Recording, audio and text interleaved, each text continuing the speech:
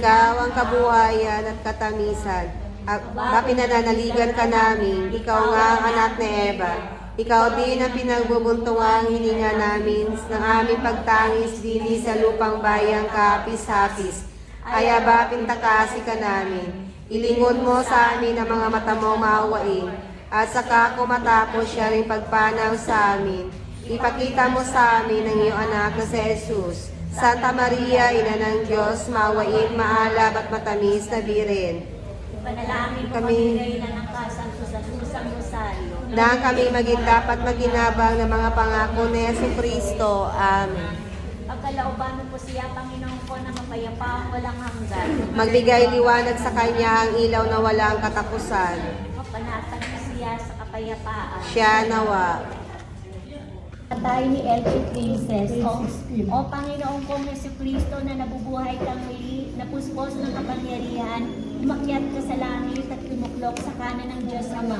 Dinadalangin kita na magdalang awa sa akin. Ama namin, sumasalangit ka, sambahin ang ngalan mo, mapa sa amin ang kaharian mo, sundin ang loob mo dito sa lupa para nasa nakin. Bigyan mo po kami ngayon ng aming kakanin sa araw-araw, at patawarin mo kami sa aming mga sala, para ng pagpapatawad namin sa nagkakasala sa amin.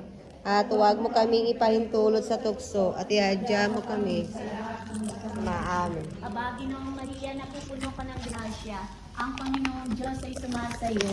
Bukod ka ang pinagpala sa babaeng lahat, at pinagpala naman ang iyong anak na si Jesus. Santa Maria, Ina ng Diyos, ipanalangin mo kami kasalanan, ngayon at kung kami mamamatay. Amen. Katamis na minsan, Jesus ko, na sa pagsakop sa ikang tauhan, ay iniibig mong ikaw ay panganak, tumulo ang iyong mahalagang dugo sa pagtutuli, inalipusta ng mga Hudyo, napasakamay niyo mga tampalasan sa pagalik ni Judas, ginapos sa mga lubid, dinala sa pagpaparipahan sa iyo, tulad sa korderong walang sala, iniharap kay Ana, kay Caifás, kay Pilato at kay Herodes, niluran, pinaratangan at pinatotohanan ng mga saksing sinungaling, tinampal, naging alimuran at natagtad ng sugat ang buong mong katawan sa ampasang suplina, pinutungan ng koronang tinik, natakpan ng iyong mukha ng isang porpora sa pagpapalibasa sa iyo,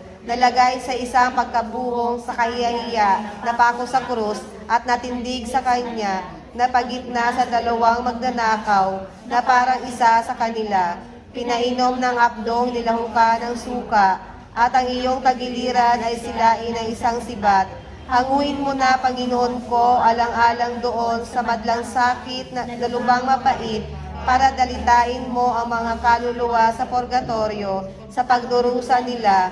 Iakyat mo sila ng mga tiwasay sa iyong kaluwalhatian, at iligtas mo kami alang-alang sa mga karapatan ng iyong kasanto-santuang pagpapakasakit at pagkamatay mo sa krus, sa mga hirap sa impyerno, nang kami ay maging dapat pumasok sa payapang kaharian ng iyong pinagdalhan sa mapalad na magnanakaw na nakisama sa iyong naripa sa krus.